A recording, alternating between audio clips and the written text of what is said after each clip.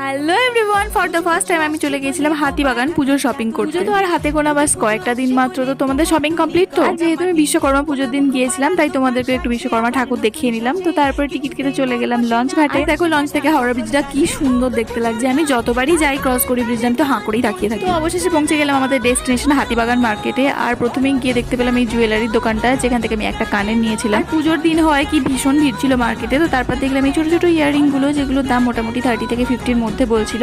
দেন গিয়েছিলাম এই অ্যান্টিক জুয়েলারির দোকানটাতে, ভীষণ ভালো ভালো কালেকশন ছিল, আমও ঠিকঠাকই ছিল। তো এখান থেকে কয়েকটা জিনিস নিয়ে চলে গেলাম ছোলার চাট খেতে। এরপরে ওখানে দেখেছিলাম আমি কিছু ব্লাউজের কালেকশন। বলতে কি ওখানকার ব্লাউজ কালেকশনের ভিডিও দেখি আমি ওখানে গিয়েছিলাম, বাট ওখানে গিয়ে দেখি এত হাই এন্ড রেঞ্জ, বেশিরভাগ ব্লাউজের দামই 600-800 টাকা বলছিল। তো যাই হোক, পুজোর সময় বলে হয়তো।